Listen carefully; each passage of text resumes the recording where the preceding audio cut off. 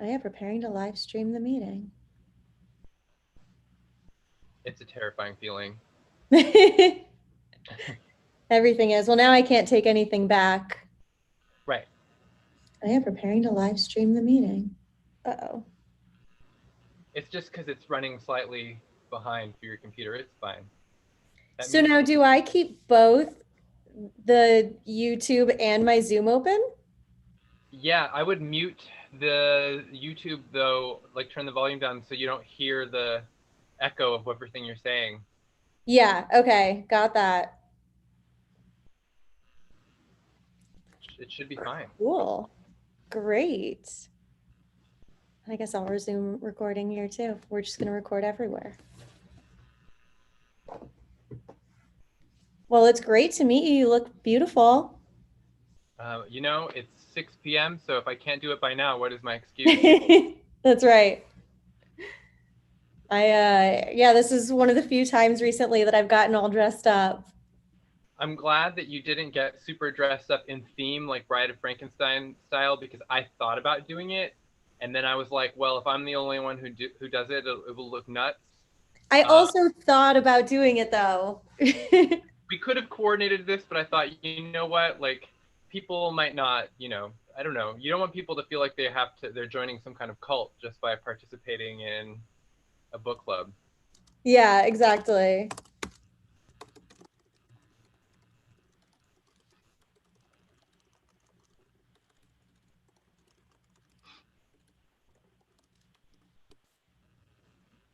Wow, and I guess I'm really going to show my lack of technical skill here. But so we've got it streaming live on YouTube, and people are already commenting on there, and so it's cool because I can type and I can talk.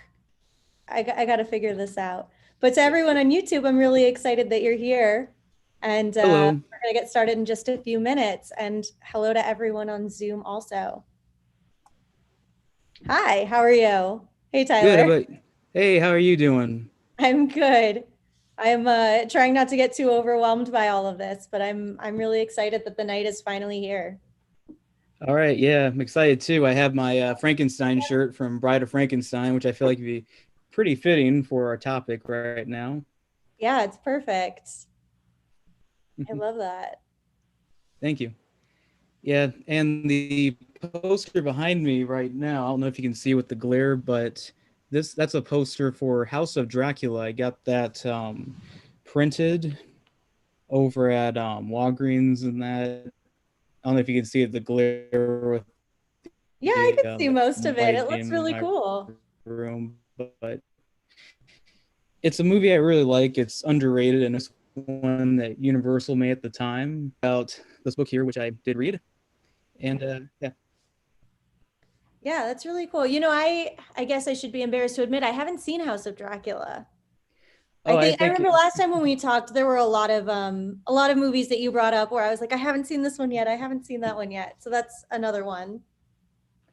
yeah, it's I mean it's kind of a slow burner. Maybe there's not a lot of monster action, but I think it's a criminally underrated movie that I made a video a while back on. But how are you doing, by the way?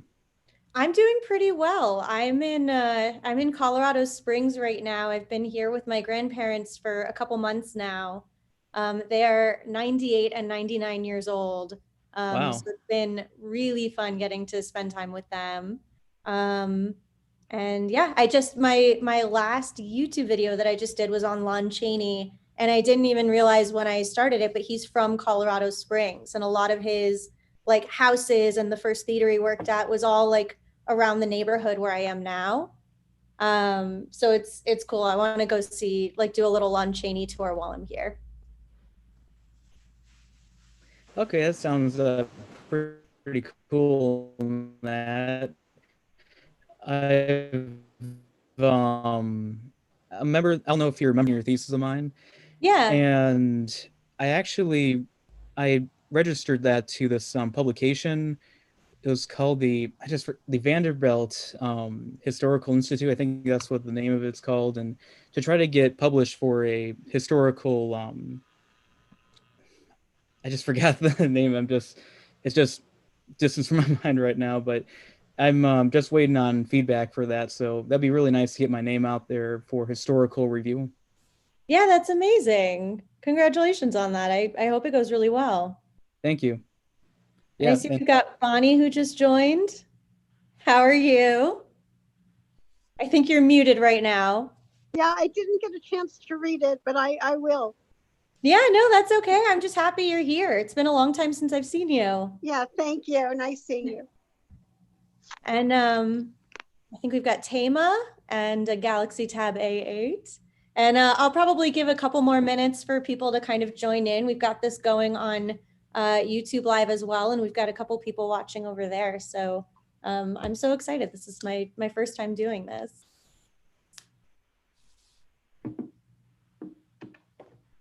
And Tom, tell me what's new in your world.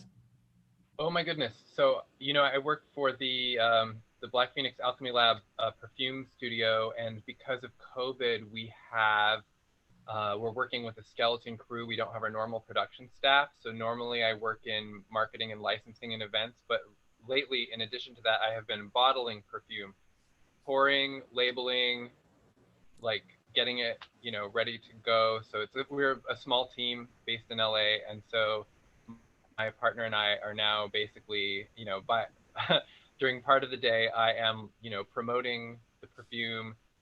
We have a YouTube channel where we talk about it, and then, and then other times we're like actively like pouring and dripping and labeling and stuff, and it's been madness.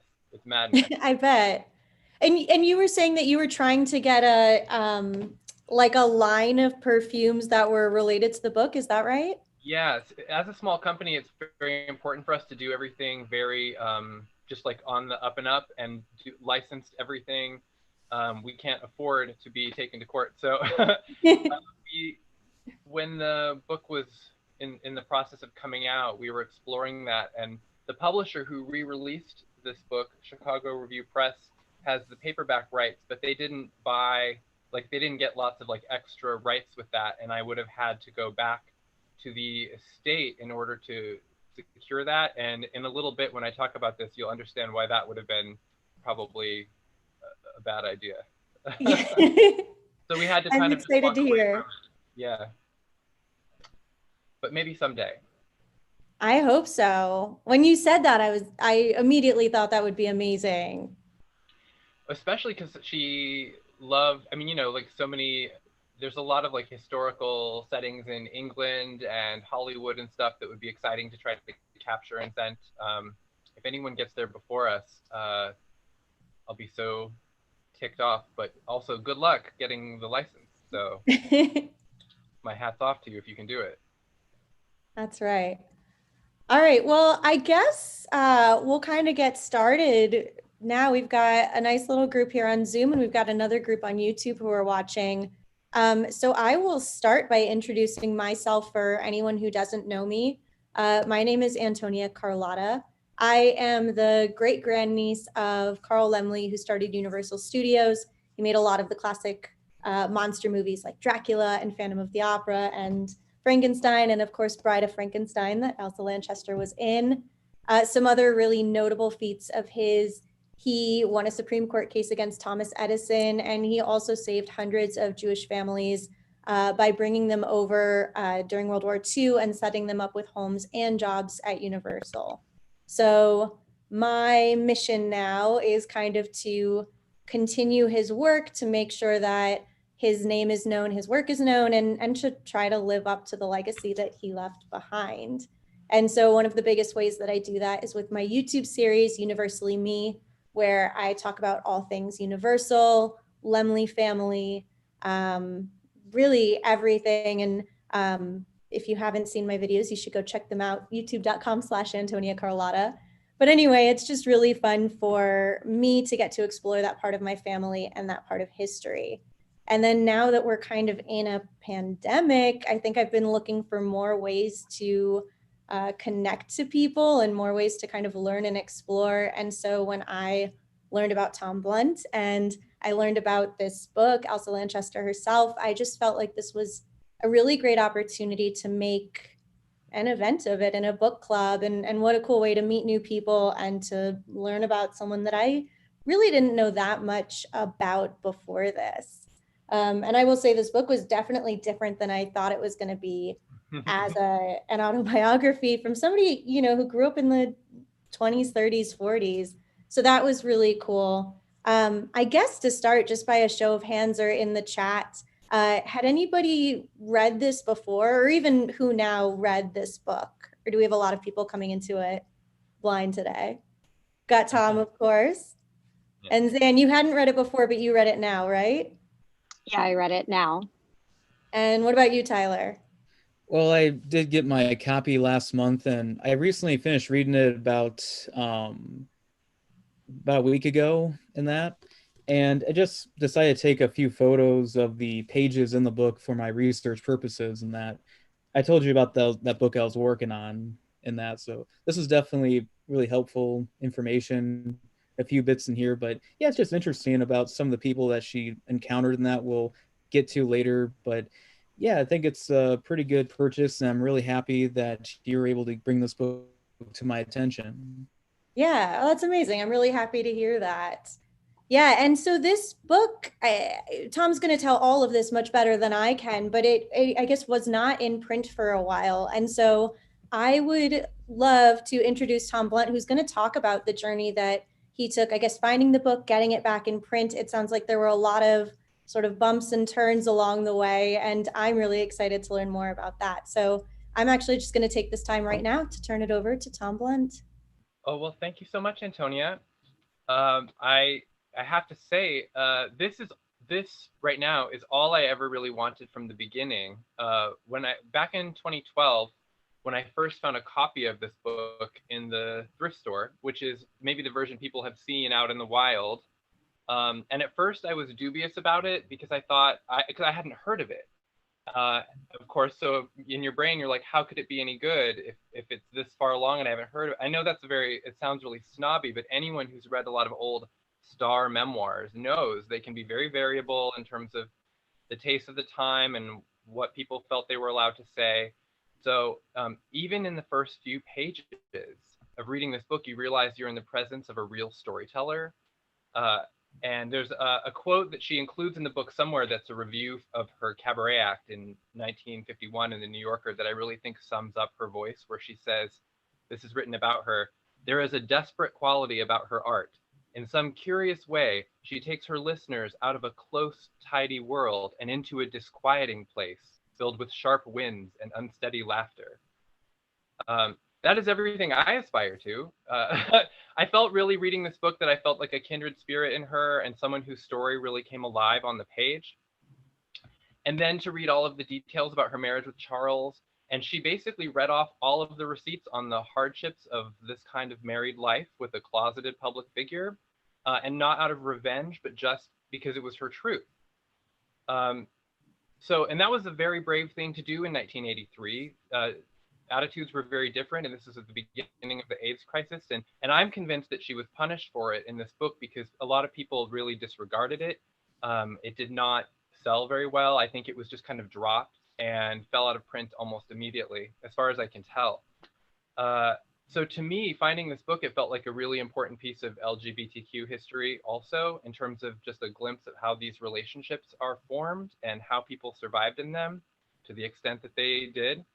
So I will spare you most of the bumps and turns of the story, but to just give you an idea of the difficulties in getting a book like this reprinted. First of all, it's a hard sell for any publisher because there's no one alive to sell the book. They rely on people to go out and promote the book and, champion it. And once someone's gone, especially if if they don't have someone in their family or their estate who really wants to do that, there's just no money in it. So I had to convince publishers that I could pick up the slack, or that someone else would.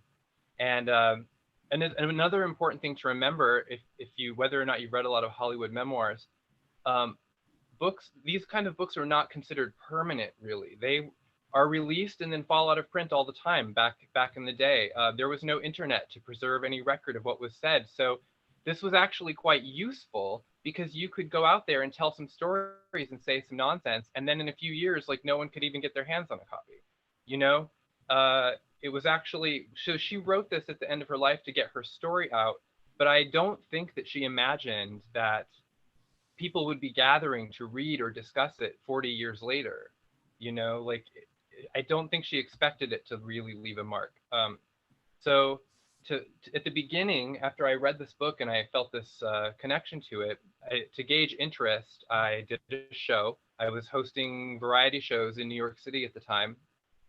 And I devoted a show to this that we called the Elsa Monologues, where I brought in a bunch of Broadway people and cabaret people to read excerpts from it on stage in between clips and burlesque numbers and stuff, to just kind of like bring it alive and share some of these entertaining little anecdotes, because she has some wild stories in there.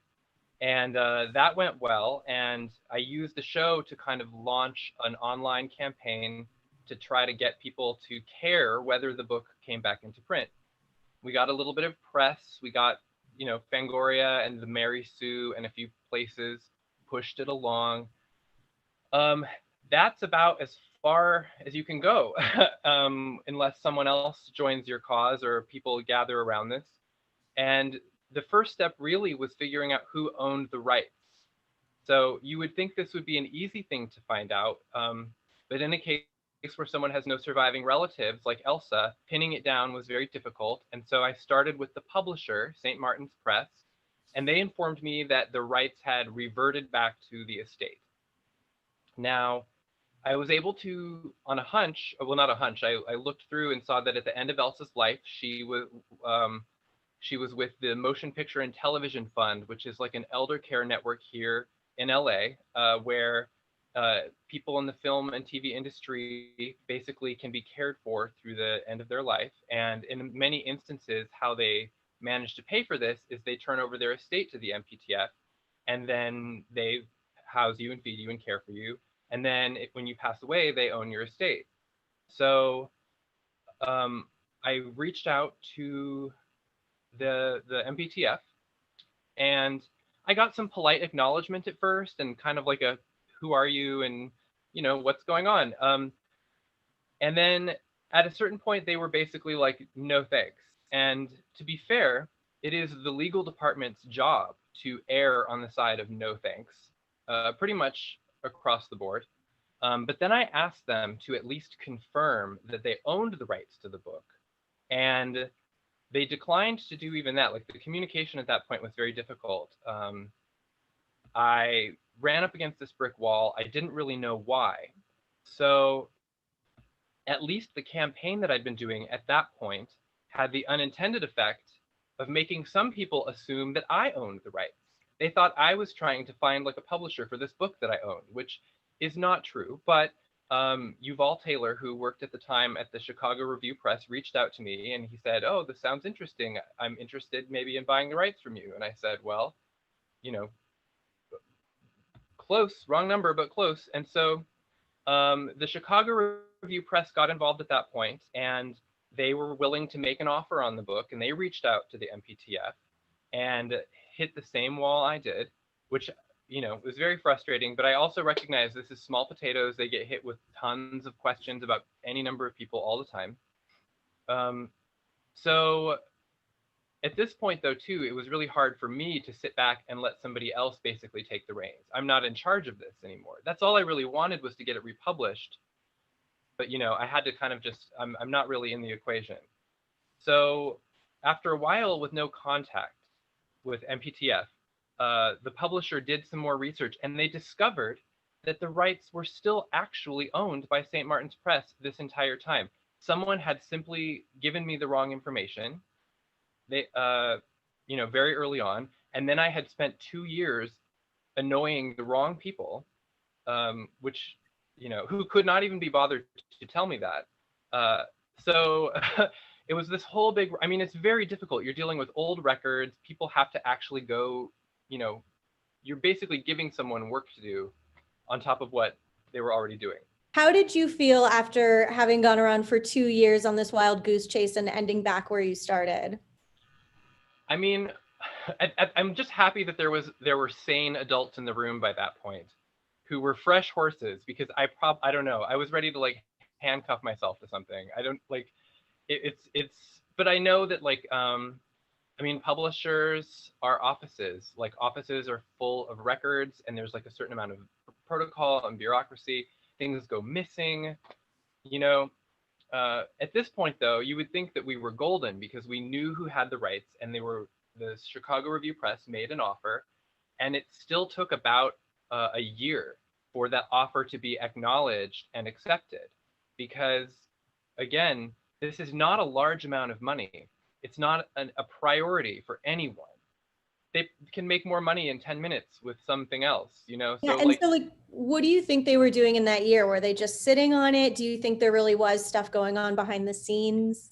well, I think that really it's just a matter of someone is getting 100 emails a day and they take care of the important stuff first. That's my theory. Like, I mean, there's just stuff like you have to, also publishing is an industry where it's kind of expected that if it's important, you will nag people, you know? So luckily the Chicago Review Press, you know, did the requisite polite, constant requesting. And then by 2017, it was all systems go. The offer was accepted. At this point, I was again bracing to just be cut out of the loop and enjoy having the book out there. But I have to say, I was very honored. I was owed. I just want to make it clear, no compensation. I don't have a credit for the book, but they still involved me in the process, and I had input in the cover design, which was really tricky because I know Elsa specifically in the book talks about wanting to be known for things other than the bride. And I had ideas about that we could do. And then at the last minute, I was like, you know what? Like, we have to do this because it's the only reason anyone will pick it up. Yeah, it's funny. It was actually a question that I was going to ask because I was surprised in the book. I think she spent all of 2 or 3 pages on the Bride of Frankenstein, and it wasn't unfriendly, but it sounded like she was a little bit resentful for that to be her trademark. And then when I was looking at this, I was like, I wonder if and at the end, she talks about the picture that she did choose, I think, for the original cover. Yeah. So I was wondering if she came back, like, what do you think she would say to this cover?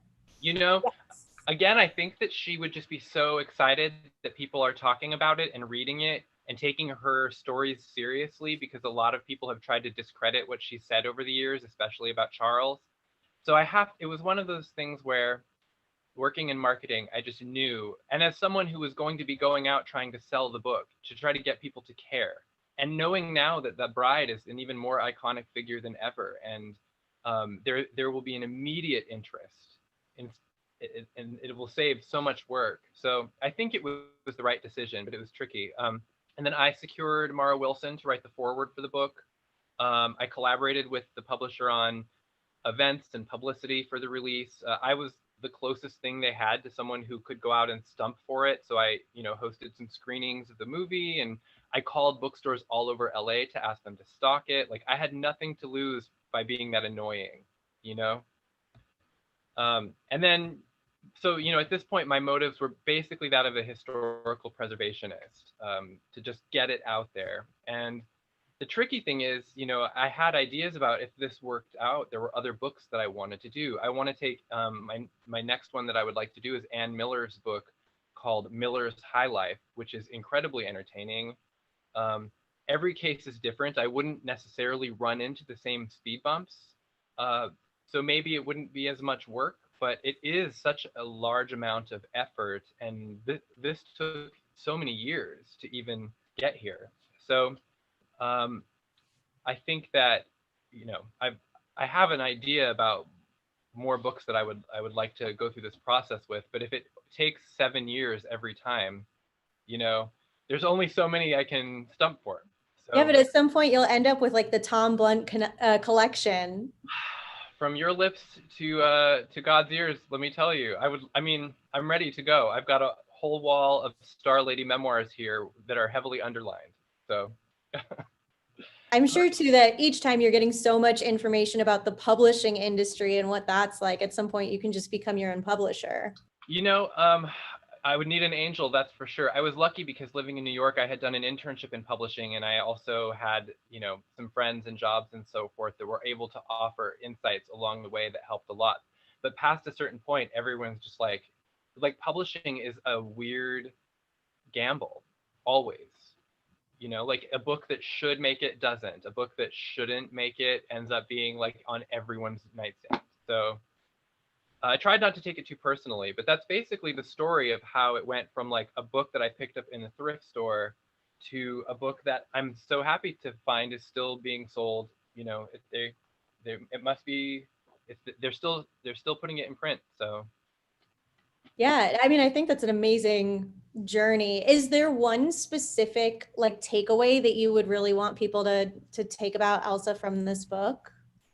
oh, um, that's a really good question. Um, she was just so much. Yes, I'm working on an essay about her for an upcoming book about the Bride of Frankenstein that I was invited to submit. And the biggest thing for me is that she always knew from a young age that she was unconventional and that her life was going to be weird. And you get that sense reading even the first chapter. She's leaned into it, you know? She's like, look, like I'm not like other people. My mother was not like other people. Like it was always going to be something with me. And then sure enough, her story ended up, you know, she's a recognizable figure 100 years later. So Yeah, you know, it's interesting. Some of that conventional, unconventional thing is something that I want to dive into a little bit further in a little bit. I'm gonna take this time right now really quickly just to lay down a little bit of like some ground rules kind of for the discussion of the book club. Just because I want everyone to have a good time. So I really do want this to be an open discussion for everyone. If you have something to say, just unmute your mic, speak up. Or if you don't feel comfortable saying it aloud, feel free to just type it in the chat. And, you know, just look for a break to speak up. I just want to make sure that everyone is respectful of everybody and, you know, nice to everybody. So if somebody is being super rude or disruptive or mean, I'm going to kick you out. So sorry, not sorry. And yeah, I mean, I'm going to kind of give a brief summary of the book. And Tom, you're welcome to jump in on this because you know the whole layout better than I do. And then, yeah, I've got some questions kind of to get the conversation going. And I really just want this to be open and casual. If other people have questions or topics or things that came up for them while reading it, bring that up, pivot, you know, whatever you would like. But to give you a quick summary of Elsa and the book and her life, she grew up in England to very politically active socialist parents. As Tom said, her life was unconventional. Her parents were pacifists, they were vegetarian. She had a really kind of funny story of her mom was really the vegetarian of her family and her dad just went along with it. And her dad every now and again would be allowed to have a pig's head to eat. And the mom would walk by and make like snide looks and say, I hope you're enjoying your corpse, things like that. I felt like was a good illustration of some of her childhood. She really grew up dancing and performing and always seemed to know that this was going to be part of her life. She studied under Isadora Duncan, and she ended up teaching a lot as well. And she lived this very bohemian artist sort of lifestyle. And then in her 20s, she marries Charles Laughton, who not too long after they're married comes out as gay. And she kind of says that she immediately accepts it. And they stay together all the way until his death in the 60s. And I would say that the second half to the second 2/3 of the book are really about Charles and about their relationship and really a lot more about his work. Would you say, Tom, that there's anything I missed in that? the only thing that I would say is I think it's important to note that he did not willingly come out to her. He was busted for soliciting a prostitute, and it was going to be impossible to hide it from her. And so it's really interesting to imagine what a different life they would have had if he had been actually able to keep it secret, because she ended up being an important support for him as a homosexual who was accepting and understood him the way few people did, unlike other marriages of the time where he would have had a complete double life, you know? Right. And she really tried hard to roll with it, but it was very difficult also. And even in the chapter where he tells her, she says that she went deaf for like days. She couldn't hear for days. I think she just dissociated and didn't know what to do. I found myself wondering through a lot of the book, I guess how deep that acceptance went. And I guess this goes a little bit to where I think about her, whether I believe that she's really unconventional or more traditional, because in some ways it feels like she had these unconventional roots, but she ended up sort of moving towards stability or tradition a little more. She got married, she stayed married. She would talk about accepting things, or she seemed to have some rigid sort of rules for her life, but then I don't know, sometimes I struggled with how much she really accepted it in him, or if that was just kind of the lot that she felt she signed up for, and that was that. And she ran into a lot of limitations too because of the work of tending this larger star's ego and career, and it really kept her in a kind of a traditional role. And towards the end of the book, you definitely sense some like, she loved him and she loved her life, but there was a disappointment because I think she starts at the end to see what a different life she might have had if she had not been like limited in those ways. And you Yeah. can't see it in the moment. It's the kind of thing you only see decades later, maybe. I don't know. One thing that I really enjoyed about the book is that it was written in a much more casual sort of tone. Like I mentioned earlier on, I've been with my grandparents for the past few months. And the way that she wrote reminded me of when they'll just sit on the couch and start rambling about the old days. My grandfather will start, when I was in the Navy and we were on this ship, and oh, buddy, he got in trouble for this thing. And we'll just start rambling with stories. And that's what it felt like. It felt like I was sitting, across from her on the couch, just listening to her regale me with all of these things that happened and with all of these different names. But I would say that with that, I also started to wonder maybe how reliable do we as a group, I want to open this up to everybody. Do we as a group think that she was a really reliable narrator, telling everything exactly as it happened? Or do we think that a lot of things were colored by whether it's her bias, by trying to settle an old score, something like that? I was wondering if I could maybe go first with Absolutely. this.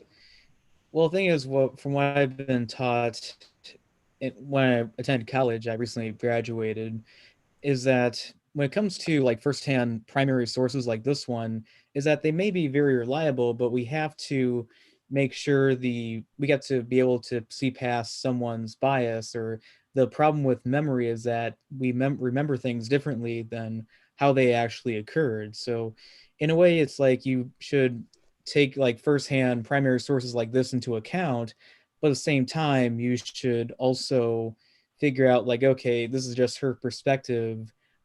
You should separate the facts and the opinions, and also again figure out what was their emotional or mental state at the time when this occurred. So again, very helpful information, but again, when reviewing stuff like this, you have to take into the account that this isn't just a machine just type it in the actual hard facts.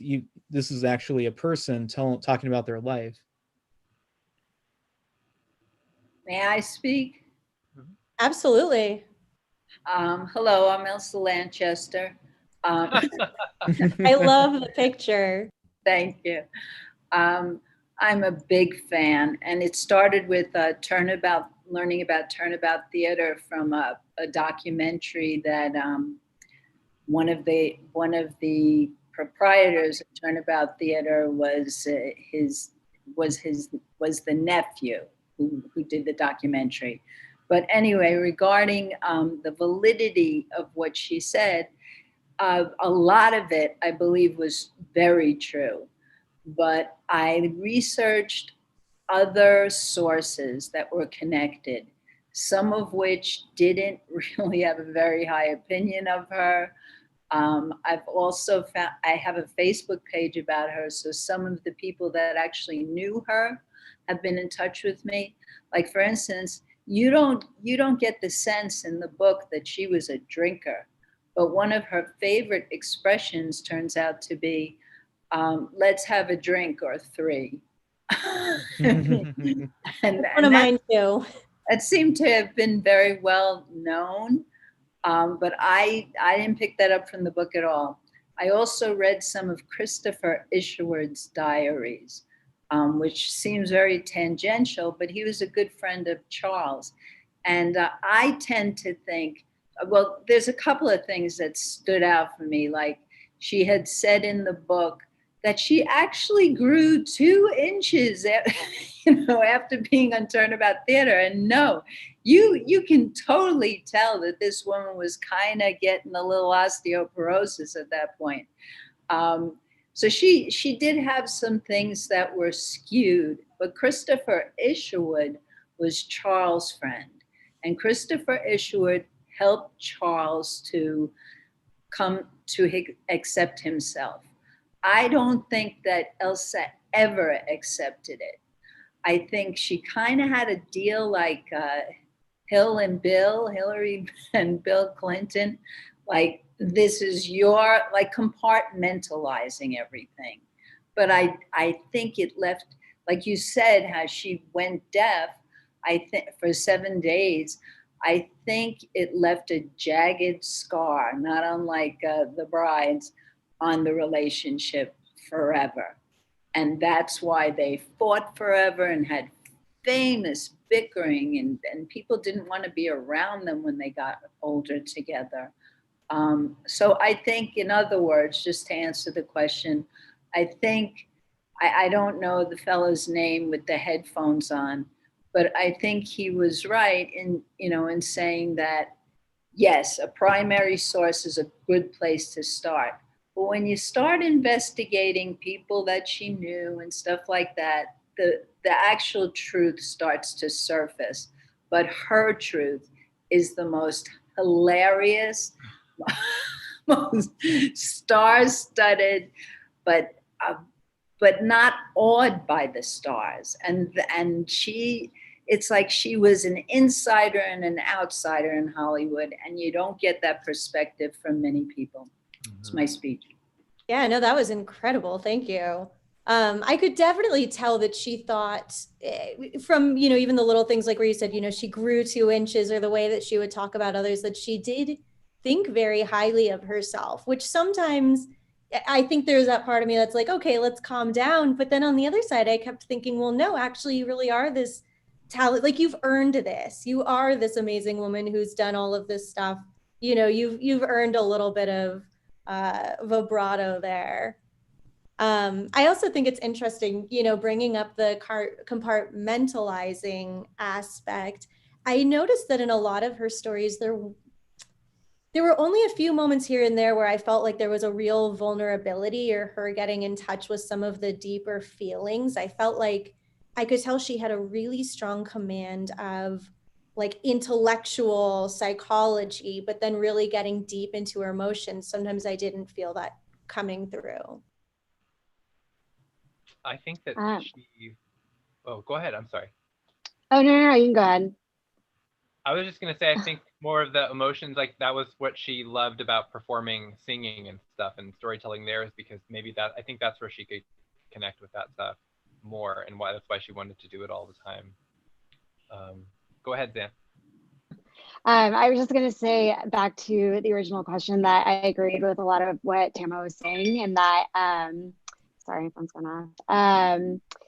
She obviously, this is her story, and you're going to shape it however you want to shape it. But I thought it was really interesting that she very bluntly just said a lot of things that at the time were passe, or like, not things that were discussed, like having several abortions, which, yes, back then were not okay. And then even in the 80s, still not something that you talk about. So I think they're not saying that there's like, she's like lying about anything, but I think that she really did pull back the curtain a lot.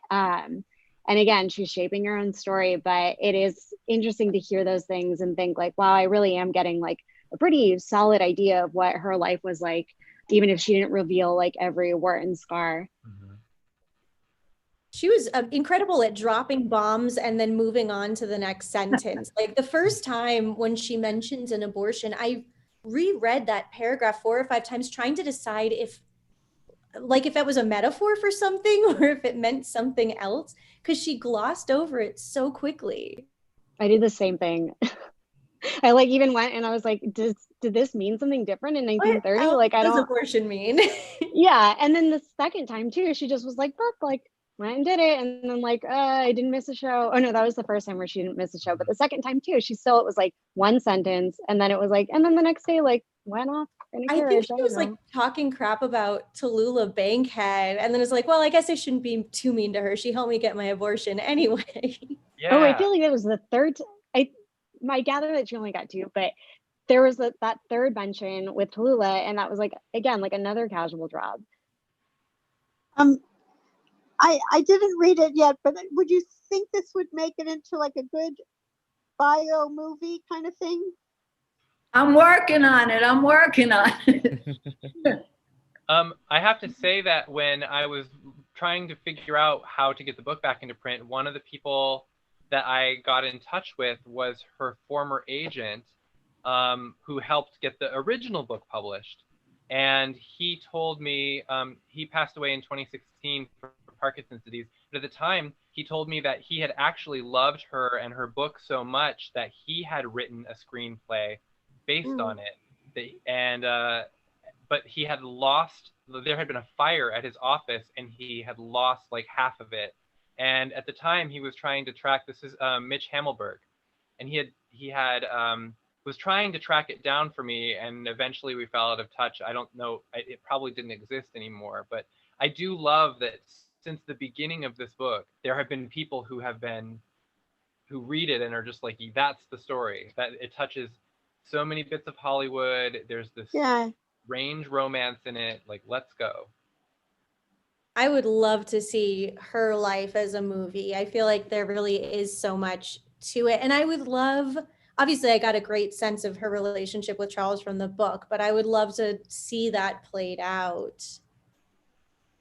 I guess not surprised given everything, but a little bit surprised sometimes that, you know, despite him coming out and then also hearing so much about his temper and about, you know, Tama, you mentioned how they were notorious for their bickering or their fighting. Sometimes I still was surprised that they stayed together so long. Does anybody have, I don't know, I guess I'd love to hear some theories or if somebody really knows a little more about that. I feel like this goes back to that idea of her secretly or deep down being more traditional than she actually let on. Especially like, you know, in the 30s, 40s, 50s, divorce wasn't a thing. So it's interesting that she came from parents who never got married, who were very opposed to the idea, to her suddenly getting married and being all about it and then staying in it for life. I mean, she grew up with a perfect example of a woman who really was able to, like, I guess, fend for herself, like not have to be tied down, and then to turn around and then like really espouse these like traditional views. I mean, there's also like a lot to be said about how, you know, women couldn't necessarily make, or it was a little bit harder for women to make their way in the world, like, you know, solo. But, you know, she was making her own money. She was making her own way. So I don't have any thoughts other than just like deep down, I think she's a little more traditional than she let on. I would just say also that, you know, however you might regard the facts surrounding their relationship, it's very obvious he was the bigger star. She was orbiting him. His life was the priority, and he was vulnerable. He needed somebody in that spot. If they split, if she went away, there was no cover for the relationships that he was trying to have. And you see a lot, she is aware, at least by the time late in life when she wrote the book, of the ways in which he manipulated her. She turned down work to, you know, be part of his world. He would break her off roles and like whatever, but it was never enough for her to step away. And the anecdote that always really pains me is when he does finally help direct her one-woman show and get her star launched, he does at the last minute every possible thing to sabotage it, you know, what unconsciously probably, but he could not stand the idea of her leaving him. So she had a lot of freedom, but there were strings on everything, and as the inferior partner in other people's eyes, I think that it must have been intimidating to imagine how far you stand to fall if you leave. then you become no one, you know? Yeah, and I guess I did notice, she talked so much about the independence that she had sort of learned from her mom, but it really did seem like a lot of her identity was wrapped up in him, in his stardom, and his life. I mean, as you can see just by how much of the book is really his biography and not her autobiography. Mhm. So I guess it kind of goes off of what you said, Zan, that maybe she was more traditional and maybe she wasn't as independent as she wanted to think. I think she really enjoyed being Mrs. Charles Laughton. I think she recognized his talent right away.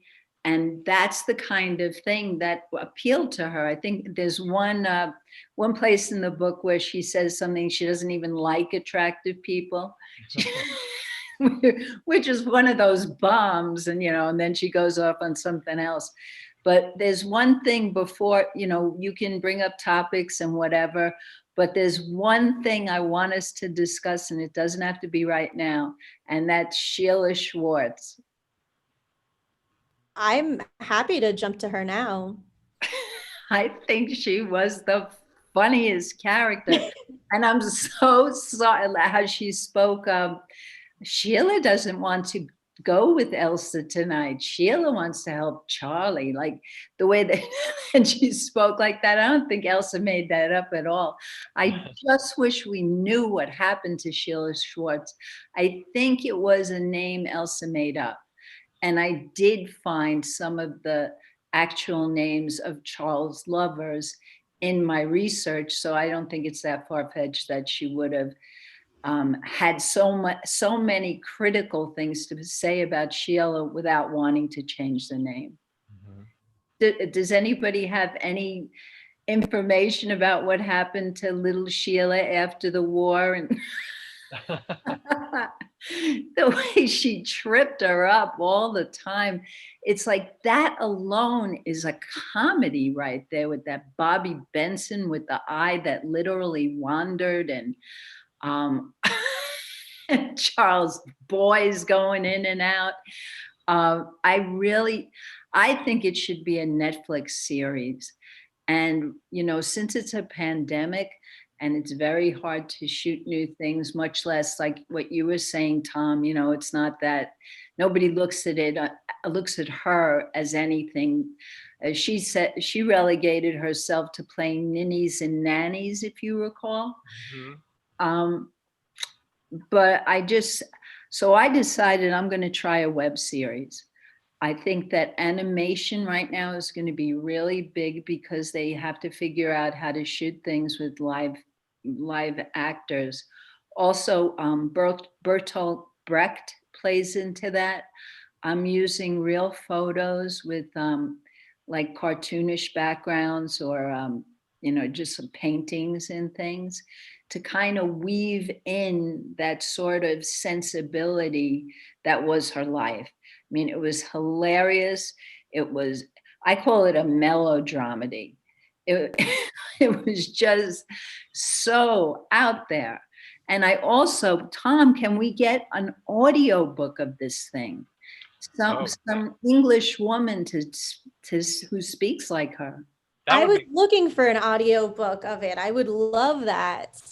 I was hoping that Mara Wilson, maybe that they could have hired Mara to do it. I know she's not English, but has a wonderful voice and does lots of voiceover work, and would have been a wonderful person, I think, to bring out the humor.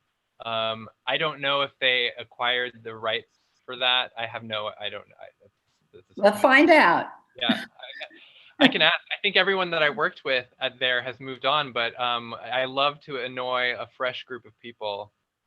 Great, we've got homework for you. Yeah, all right, I'm on it. That's so interesting that you think Sheila was a pseudonym, because I guess because she so blatantly talked about so many people by name, it didn't occur to me that she would have changed some of them. She changed all of Charles' boyfriends' names. I did find out from Christopher Isherwood's diaries what their real names were. I couldn't find them on Google, but these people surfaced on the fan page. Some of them are still alive or like you are ancestors, they're their ancestors. So weird to say that because like you said at the beginning, Elsa was cool. I think what happened was she was this wild child, and the thing with Charles, just like that was not something that was in her repertoire of being wild and crazy. And that just kind of changed her, almost like a breakdown. You know, that was like, maybe I'm not the wildest, craziest person. And all of her friends were gay. If you take a look at all those artists and the Bloomsbury group that she hung out with, Evelyn Waugh and all those people, the Turnabout guys, she was playing dumb half the time because they were all gay guys. Very, very few were straight. Maybe Ray Henderson. I found it really interesting that, from what I've heard, Tallulah Bankhead, I think, was predominantly gay, but she talks about her, I forget, a crush on some guy. And with James Whale too, she talks about, oh, I think he was in love with that girl forever and had her portrait. And sometimes with people that I was so sure that they were gay, it seemed like she didn't acknowledge that part of them. Maybe she just felt that was not her place to tell, because I know that she knew that she was going to take heat for the Charles stuff, and maybe she was just like, you know what, like, she maybe like just like dropping. Like, I'll cover for them too.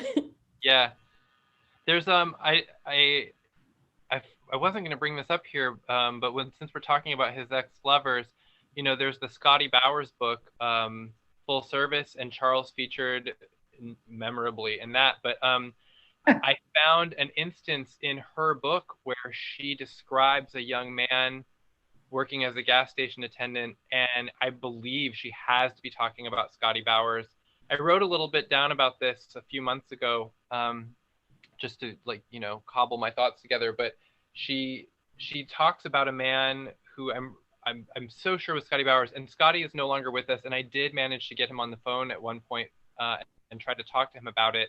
He hadn't read her book, and I told him about it, and he like couldn't really say one way or another whether that was him that she was talking about. But it did make me think, you know, like she did change the name and change a couple of details. So there are there are definitely times, earlier what Tyler said about like changing the facts. Like sometimes the facts are wrong for a good reason. You know, sometimes like the only way to tell your truth is to make sure you don't expose anyone else. Charles was dead 20 years when she wrote this, and that made it maybe safer. So I don't know. It's just interesting. There's a lot of questions I would love to ask her about it that, of course, no one will ever know the answers to. And I would love to ask people, like, whether it's Tallulah Bankhead, Shelley Winters, anybody that she spoke is so bluntly about. I would love to know what they thought after this came out, or I guess, or if they could come back to life and read them now. Have you read Shelley's books? No, I haven't. She has a book called Shelley, and then I think the sequel is called Shelley 2 or something. They're hilarious. They're they wonderful are books. so funny. Yeah. Much different than Elsa's book because she's a Brooklyn girl. But that's basically the only difference. Right. I'm gonna have to read them. I realized reading this, I don't read enough old biographies, and like I think this is going to be the start of a habit for me, or of a trend. So I mean, I think this was a great one to start on. Yeah, me too. I would like to read these kind of books. Yeah, I think you're gonna like it, Bonnie. It's really good. Thank you. Not a lot of them are that great. A lot of them are really scrubbed and like Rosalind Russell's. It was like just phony. Who cared? It was like what the studio wanted people to think about the stars. Elsa's was fuck the studio. she hated the studios, and the studios weren't too fond of her either. She was also Charles' defender and protector, and you know, he was a big crybaby ultimately, and she looked at that. She would explain it as his his sensitive temperament and all this. And he was a bastard a lot of the time, a big brat and a bastard, extremely talented. But, you know, she had to make excuses for him all the time. He would only say about her, and I did find this in multiple sources, about underneath it all, Elsa's really a good person. You wonder what this underneath it all is, especially him saying it. I think she mentioned something about that in the book, that with, oh gosh, I'm going to get this so wrong. It's like most people, if they're really good, he'll sort of say how they're, you know, really bad underneath or something. And with her, he would say the opposite. That's something true. like that. Yeah, I remember something like that. But he was paranoid about everybody. I found it interesting, given, you know, all of that, that he would still, and I understand it was another way to stroke his ego, but host all of those classes in his house and invite people over to, I guess, what I would generally think of as a very like intimate or vulnerable place then to spend that kind of time all the time. He didn't have, but he had Shelley Winters over. He had his boyfriends over. He really didn't have that many people who weren't in his or Hollywood inner circles. So I think it was just really a bunch of people who knew each other, who knew a lot of each other's secrets, and who were really interested in being taught by Charles Laughton. I mean, I just found out reading Sally Field's autobiography that her mother studied with him. I don't know. Yeah, I don't know that they were friends, but you know, when you do a little research based on this book, you find all kinds of connections, and you realize that most of what she said was true. And like Tom said, you know, it's also, it had to be cleaned up for the times, but based on the way she cleaned it up, it was still pretty dirty. So I love her. I love the book. I love her life. I love everything. Ever since I read that book the first time, I've read it several times since, I'm just enchanted by this woman's life more than her. It's just the stories that she tells are just so enchanting, engrossing. And like you said, you know, there's a bomb here, and then there's a charming story here about a copse in the forest, and it just keeps you on your toes. She really told the stories in a way too where I could, you know, picture them happening. Like I guess I don't know how to say it other than like she described things really well. And I can tell that each time that I reread a chapter or a story or a passage, I'm going to get a little something new out of it. That's what happens. That's what happens. And I'm going to look for that Scottie Bowers, that reference to the gas station thing. Yeah. I do know that what he was telling is the truth because of some other old books that I got that had that same picture of Scottie Bowers, like with that smile in the sailor suit, and they were unrelated, and they were out of print books, and I didn't notice it until like a year after I read the book, and then I saw the documentary on Scottie Bowers that I had his picture all over these other books. Yeah. I wrote I have a Substack. I don't know if you know what that is. It's like a blog newsletter thing. And one of the articles, I can share this, or I can share it with Antonia later if you want to see. It was about the connection between Elsa and Scottie Bowers. And I kind of broke it all down. It was around the time when the Hollywood Netflix series was coming out, the Ryan Murphy series, because it's very loosely based on reality, but like. Oh, so you loved it? But inspired gently by the idea of Scottie Bowers. And the station they filmed it at is really close to my house. It was really funny to find that out, that it was right down the street, and I got to see people filming it. But I did gather all the references from the text together if people want to compare. I don't know. For people who don't know, by the way, I'm sorry, Full Service is a novel. That was a Freudian slip. It's a memoir by Scottie Bowers written late in life. He was a pimp and gigolo to the stars for decades. And at the very end of his life, he wrote it all out there, and he has the dirt on everybody. And of course, anyone with any surviving relatives will swear up and down that it's not true. But there's a lot of people who are very convinced that it's pretty much all true. And if it isn't, then there's really no way to refute it at this point. I think the You worst, fall on the worst side. one was about Charles. What's that? The worst vignette was about Yeah. Charles. Yeah, it is like unspeakably filthy, and I would leave it for people to explore on their own. But yes, Charles got an interesting edit.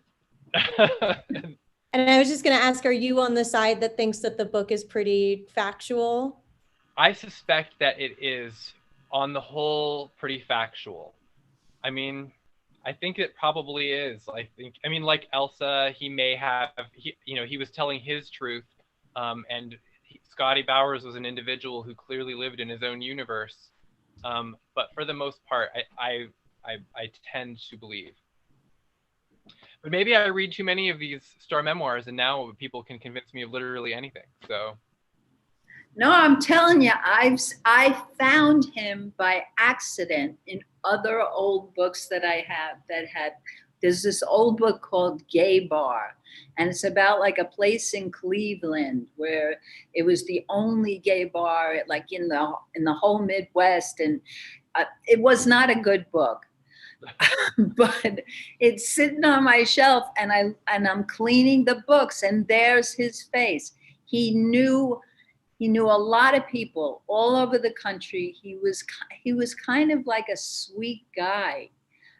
This story about Charles, which we won't give away here because people should read full service, if just for a kick. But this one about Charles, it wasn't Scottie Bowers' direct experience. Mm-hmm. Remember, it was like one of his guys that Charles liked a lot. Yeah.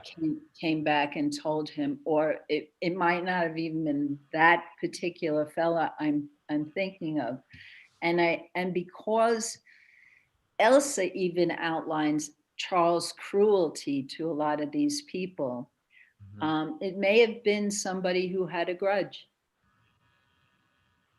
So, where'd that lady go? Who wants to read these types of books? Don't read that one first. Right. Right. Someone stop her. That one's going pretty high on my list. I'm not going to lie. It was bounced around from publisher to publisher because no one dared print it for a while. And the version I saw was when it was still in manuscript form, because it was just basically like a hot thing being passed around by editors all over New York City. And then finally, I think Grove did publish it. And sorry, in what year did this come out? I have it. I can go get it. I want to say 2013 or 2014. Oh, so like relatively recently. Yes, but he has passed away since then. So we would have to have a seance to get any more information. I am not opposed to that. It's a different kind of book club. Not to totally change the subject, but the other thing that I found myself thinking about a lot while reading the book, not a deep thing, but was just how long cross-continental travel took back then and how often they did it. That every time she wanted to go from LA back to the UK, it was whatever the trip was across the country, and then another week on ship. And it just feels like such a commitment, and I can't imagine traveling that way.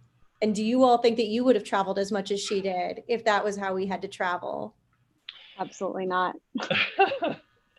I think that the talk about how she became more traditional than she expected, I think whenever people talk about that, I can't help but think she's so far from home. She's not in the world that she knows. And it makes you much more dependent on this for stability on, your current situation. And seeing how much she loved England and how at home she felt there, to spend those years away was clearly a huge sacrifice. And I think that could be part of the change that would make somebody just kind of settle in. Yeah, she did talk. I think she opened up a chapter with something about, back home again, or who knows what is home these days. And I think that speaks to exactly what you were saying. You could also tell, as much as she would, I don't want to say criticize her parents, but I don't think that she always spoke about them with maybe the respect that you would talk a parent. I think that there was still that yearning for that parental love. She talked about how proud her mom was at her wedding, even though that was so out of character. And you could tell that, like, Elsa was proud that her mom was proud. Yeah. I don't really think she loved anybody. I think she loved performing. I don't think she married Charles to be a wife and to be a mother, especially after the botched curette. but I think she married him because she wanted to be Mrs. Charles Laughton. I also think she fell in love with Hollywood at a certain point, mostly because of nature. The two of them both loved nature, and as soon as they came to California that first time, when Charles was going to do The Dark House, they were sitting in the cab with her with the postage stamps all over her because the dress was falling off. And they were just stunned, these two kids from dark London in this bright sunshine with all this green, it's like the Wizard of Oz when Dorothy walked out into Oz from Kansas. They were just enamored with the nature and the flowers and all the things that Charles didn't want anybody to know. But I have full service in front of me, and I can't see the publication date, but you're probably right about 2013. And it's really juicy. And I do think that most of those stories are true. And it is shocking when there are some stories that he tells about people that were gay, that I like, Walter Pidgeon, that I just was shocked. Well, not shocked, surprised. There's a lot of good surprises in that book. And like you, Tom, I don't have any money. I don't have any money associated with any of this stuff. I am not monetized. I'm just a big fan. Well, you guys have made a good endorsement for it. And going back to LA again, I will say that, as someone who has lived in LA since I was a kid, basically, I loved hearing her talk about walking what was, I guess, essentially Outpost or Runyon Canyon, these neighborhoods that today I walk in, or the Turnabout Theater is just a couple blocks from where I live. So, it was really cool to get that experience and hear about the city from her perspective. I don't think she gave Turnabout as much credit as it deserved in her life. I mean, it was like it was a chapter and maybe a half, and then she'd mention it here and there. But the photos in that book of them picnicking outside, all of them, and her sitting with Dottie on the grass. And it's one of the few pictures where you see like Elsa with a natural smile, like they're all having fun. And I think that they were good friends. And then I found this copy, it may be in the book, of a letter from her to Foreman that was very stiff. It was something like, I really appreciate this or that, fondly, Elsa. I mean, it really was not very nice, especially how much they had been through.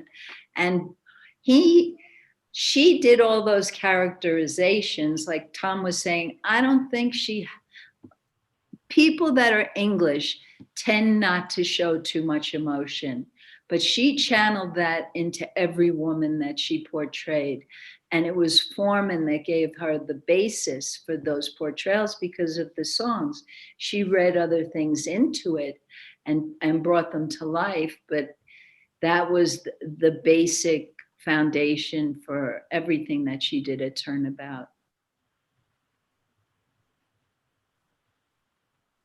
Yeah, that's, I mean, sorry, I'm just now thinking about how much did she really talk about Turnabout? Because I know that she mentioned being there for more than a decade, but then I guess you're right that comparatively it didn't take up that much of her book. Yeah. I really just did feel like Charles Laughton dominated the book. And so there wasn't a lot of space. You know, I think after Charles passes away, she just wraps up the whole rest of her life in 6 pages and is like, all right, thanks so much. Bye. And so, yeah, I don't know if she really gave herself enough space to talk about those things. It shows you really what she thought people would be reading for. It's like Bride of Frankenstein and Charles Laughton, you know, and she But she didn't pay any mind to Bride of Frankenstein. Right. She front loads the book with a lot of stuff about her early life and all of her formative details to kind of make you live through that with her before she gives you the stuff that she knows you probably came for, you know? Mm-hmm. That's my theory. No, I think you might be right. And then that definitely speaks to where you were saying picking this cover specifically, that you're probably right that if she knew that this was going to get more eyes on it, then that's the choice that she would have made as well. The name of I first was writing a screenplay, and then I turned it into a series, and now I'm like I said, I'm animating a web series, and I'm not very good at animation, but to that point, I'm naming it The Monster's Mate. It kind of, it alludes to who was the monster. Was it her? Was it him? They were both monstrous. And then, of course, there's Frankenstein. So people would probably think when I say The Monster's Mate, they would associate it with the movie, just like it says in the credits, The Monster's Mate, ? Mm-hmm. She's so much more than that. And she can't compare she was comparing herself and not so much. I think what you said about Charles before, when she was putting together her own act, and he taking it on the road, and he was helping her, and Paul Gregory called it off, and all this other stuff. I think Charles looked at her as a possession that gave him respectability. But I also think that she looked at him in a competitive sense. Like, he was talented, but she was the star before he was. And she would say in one breath that, how much she gave up, but she was a London dance hall, performer. And then when you had to translate that to the screen, she was a ninny for a long time. She was a great ninny, but she was not an ingenue. The studios didn't know what to do with her, and she didn't exactly know what to do with her. But in in The Big Clock, she was a scene stealer, mm-hmm. because she was so weird and quirky. And then when you see her, when you hear her embrace that in the book, you love her even more because she likes herself for her quirkiness. Mm-hmm. And I don't think that, her getting married was traditional. She had to know on some level that Charles was gay, but she denied anything gay in her whole life. And then, she was shocked because she didn't want to know. She was way ahead of her time. That was Doris Zagunski or something like that she said James Whale was in love with. He had a huge statue of her. People didn't understand then, like a Will and Grace situation where gay guys and women are great friends. They're just great pals, and it's normal for them to. I'm sorry, I'm distracted by Carl King over there. Yeah, welcome Carl King and David Becker, who joined a bit ago. It's a romp, and she's great and funny, but she's no Charles Laughton any more than he's her. Mm-hmm. You couldn't see him singing Catalog Woman up on the stage, and you couldn't see her playing, Captain Bligh.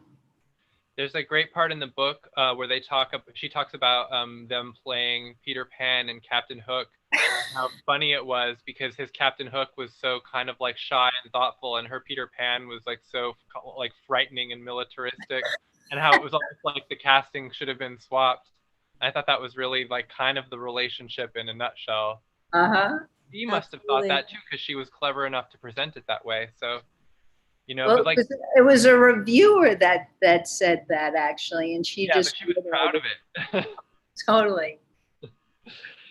But that's so like, many of her descriptions of their shows or their movies together, you know, I wanted to see them, which I guess I can now, right? But like, it was like, oh, I need to watch this. I need to see this. Hearing her describe whatever their relationship was in the show versus in real life and how it impacted how he was behaving in real life.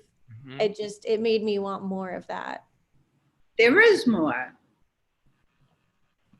I mean, you're right. Yes. There's plenty more, really, and it is fun knowing behind the scenes stories. You know, it's kind of like watching I Love Lucy and realizing that Desi Arnaz was not exactly the husband portrayed, and that's another good book you should read. Vivian Vance. It's a little scrubbed, but her retelling of her relationship with William Frawley is hilarious.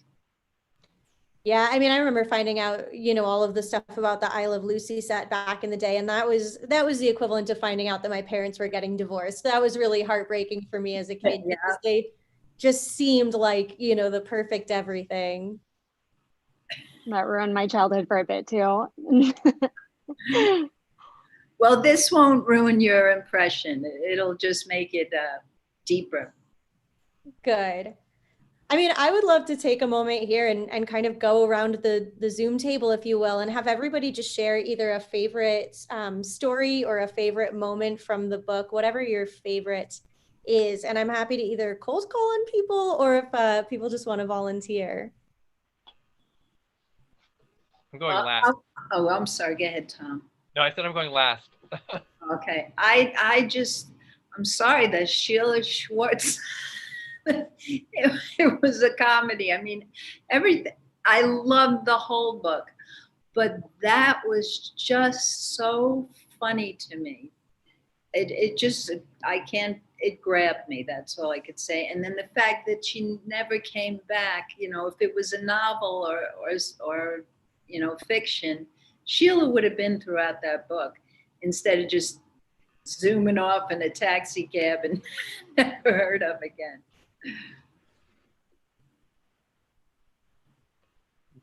Zan, would you like to share?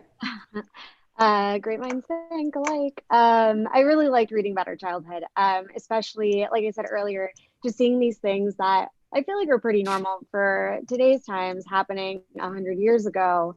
You know, that her parents weren't married, that her parents were socialists, that they were politically involved, and just really getting a firsthand account of what that was like back in the day. Also, they just seemed like characters. She sounds like she had a really fun and interesting childhood. I'm sure there were plenty of hardships, but it was cool to hear those stories or read those stories, I guess. Tyler? Yeah, just heads up, the lag is starting to come in, I've noticed, with the stream. But anyway, it was pretty interesting. I mean, yeah, I mean, it's admittedly, I was slightly disappointed that her talk on, you know, Bride of Frankenstein was a bit thin. But if anyone's interested in seeing more in-depth detail about her account as well as other actresses from those horror movies, there's this really great book by Gregory William Mank called Women in Horror Movies. I don't know if you see it on the screen, but it's called Women in Horror Films 1930s. There's also one for the 1940s as well. But maybe I'll just type the name in the link below, but or just, you know, chat it. But anyways, so I thought the book was pretty interesting. There are some, you know, characters I was, you know, surprised by. Like, of course, I knew who James Whale was, and that I didn't know that they actually met. Her and, you know, Charles met him, and I guess Charles wasn't necessarily a fan of Whale, I guess, when he first met him. And also one name that kind of popped up in the beginning that I was really surprised about. There's this guy named Aleister Crowley that popped up. Mhm.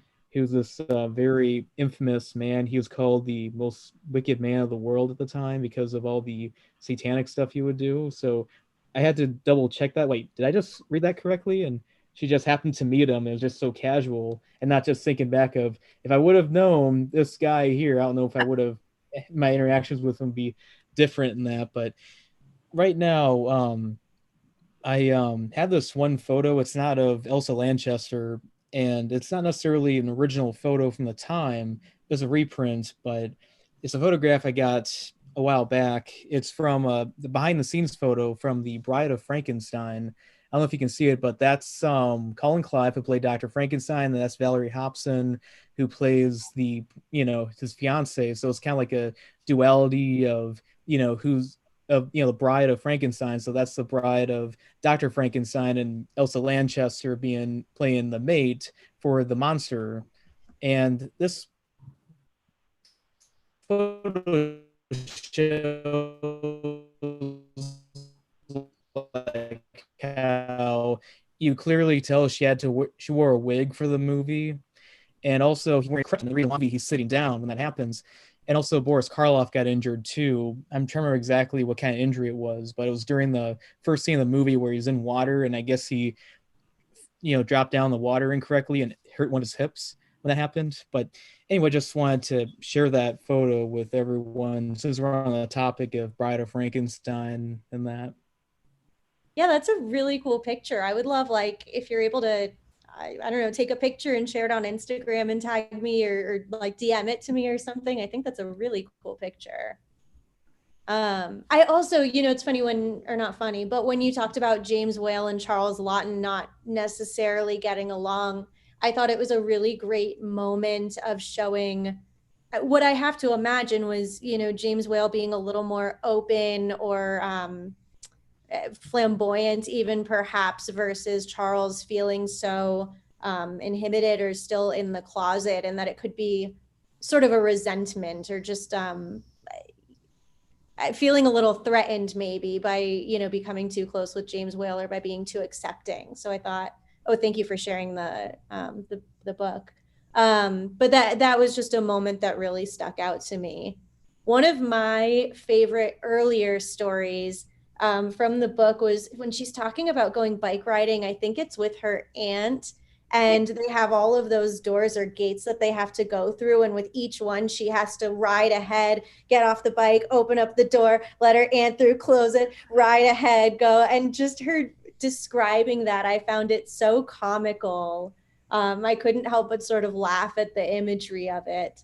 And on the very other end of the spectrum, one of my favorite very brief moments where it felt just very real was just when she was talking about that mask that she bought that she loved so much that for some reason green mask.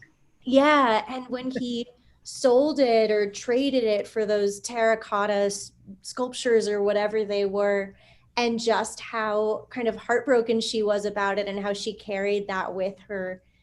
It's one of those things where, like, the thing is never the thing. Like, it certainly wasn't about the mask itself, but whatever it represented or the action that he took. But it felt like a very raw moment coming from her. A mask, really yeah, interesting. a metaphor for the two of them, boy. Yeah, it's very on the nose. No, you hit it. I just heard it. Yeah. Elizabeth, David, or Carl, do any of you want to share? Yeah, I'll share. Hi. I'm sitting over here in my jammies tonight, so and I haven't comfortable. and I haven't read the book, so I'm one of those people who are at the book club and didn't read the book. But I'm a real fan, and have been of the old films as a kid and old films now. It was strange when I was a kid. I had an album called Elsa Lanchester Sings Bawdy Cockney Songs. Mm-hmm. I was a weird kid. I mean, I just listened to this and I thought that was amusing. They all had a lot of double entendre. They were funny songs. And I've since found it on CD and enjoy it. But the reason I'm here tonight is I really enjoy. friends with a lot of, Facebook, old Hollywood things, but I really appreciate Miss Herman's site. Because she puts her in the first person, and it's not all this past tense, this person's been dead for decades kind of thing. It feels vital and funny and unusual, as I imagine she was. Thank you. It's terrific. It cracked me up. I have a video up on YouTube that you all might like. It's of Elsa's.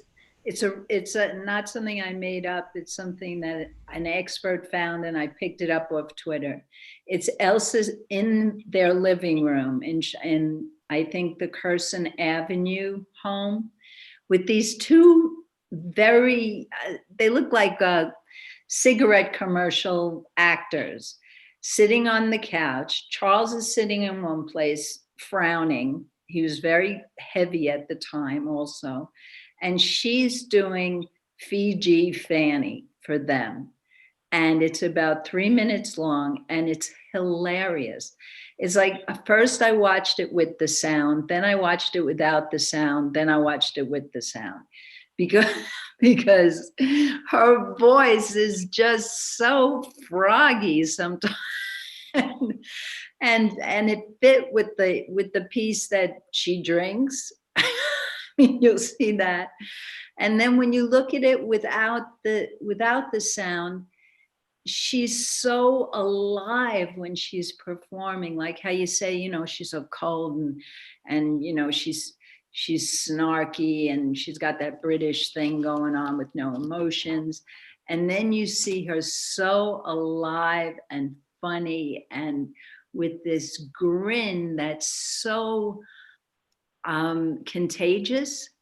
So it's on a YouTube channel. It's called Elsa Lanchester Fans, and I'm not pushing it. There's like 21 subscribers or something, but I like seeing things on the big screens. so I put these videos up there, and that one's called Fiji Fanny. Yeah, if you don't mind sharing the link in the chat, I would love to see it.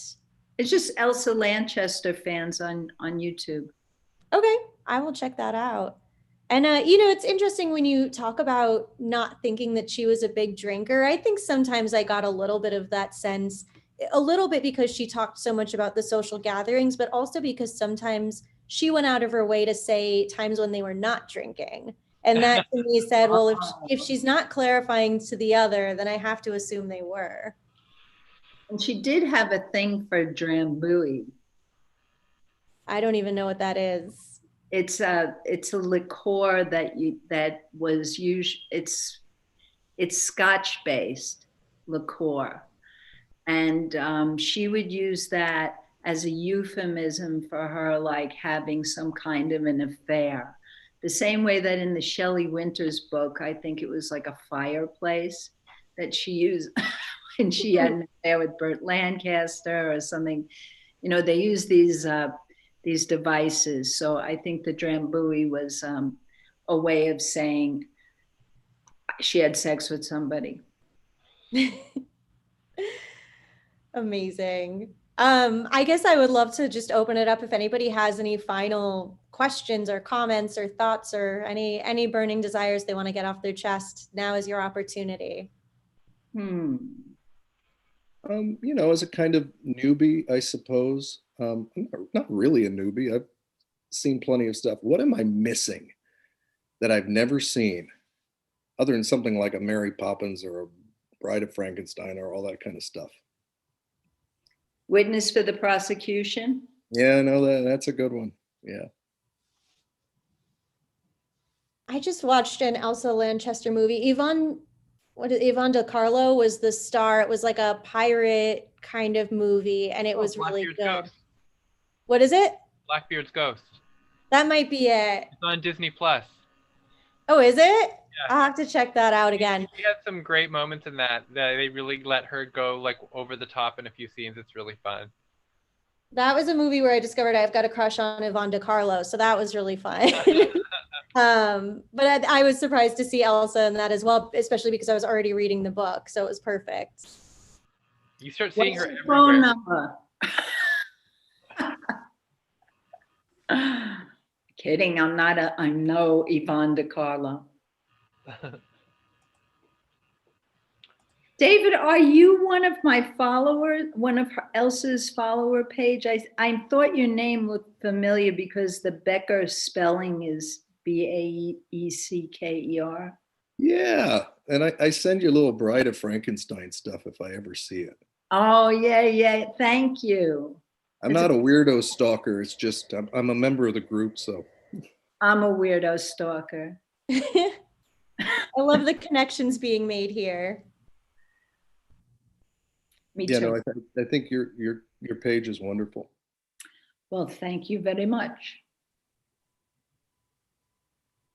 Well, Tyler, oh. Tyler, where are you from that we get a lag? And Oh, I'm in the Midwest. oh, that's not that far. Yeah, I don't know. Maybe it's because a lot of people are using Zoom right now because of what's been happening. Maybe that's why. I have been told that a lot, that because everybody everywhere is now on the internet all the time, it's just slowing things down for everybody. Like the companies aren't able to, they don't have the infrastructure to handle it all. They will.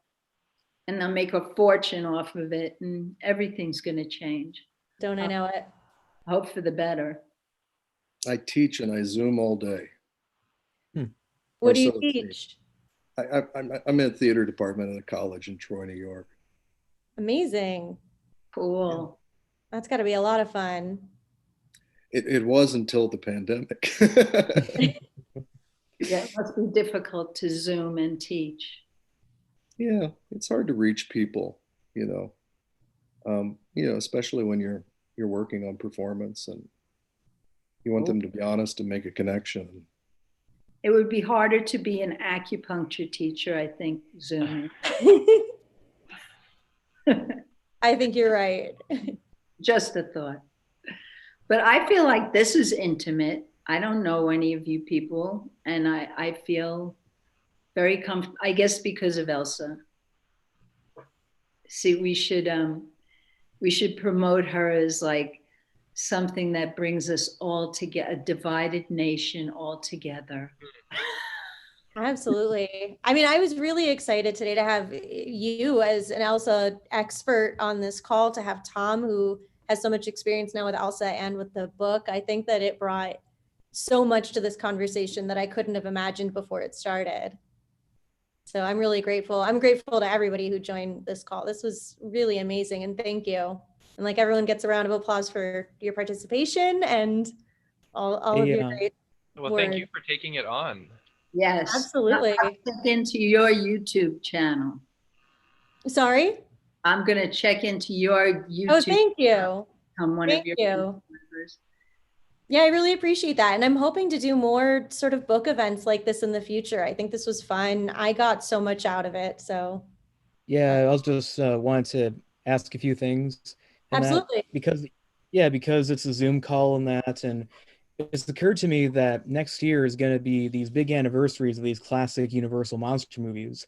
For example, next year is going to be the 90th anniversary of Dracula, the 90th anniversary of Frankenstein, and the 80th anniversary of the Wolfman. I was wondering if you would like to make a similar event like this around the time those movies turn, when they have anniversaries, or maybe that month when they have their anniversaries.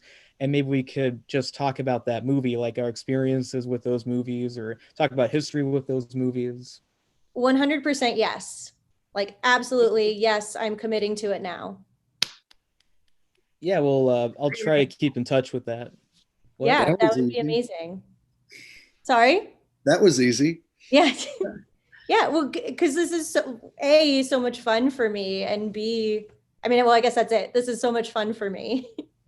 So well, no reason to say no. If you give me some kind of an announcement, I don't even remember how I found out about this. Twitter, that's how. And it was from reading a thread.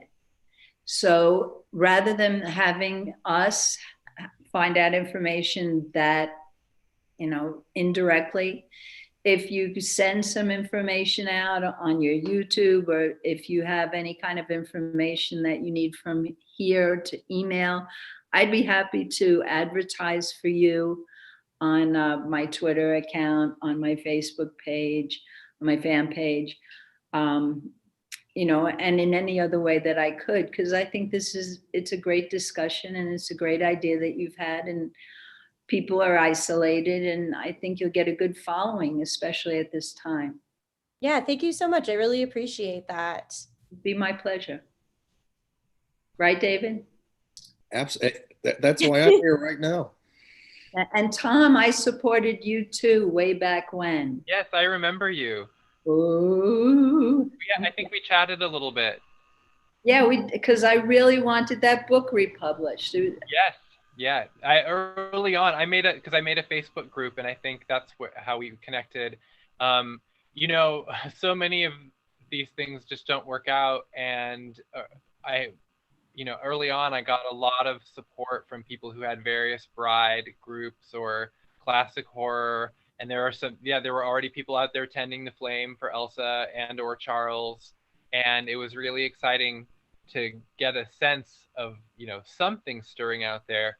And that was really when I still kind of borderline thought it would be impossible. So just honestly, the fact that people can buy this book right now, brand new, is such a big deal to me. And I forget about it for stretches. You know, I relocated out to LA, and it's very funny to me because every now and then I will remember the book, and I just get really excited because it's like from that period of my life especially, it's like the one thing that I did that actually worked out. And you don't need many of those things in your life to actually start to feel like there's, you know, what you're doing is worthwhile. And that honestly, it was part of why I connected to Elsa, because even just her talking about her performing and her singing and everything, and you can tell that she knows that no one cares, you know, but she has the joy of it, and she just wants to share that so badly. That's it, yeah.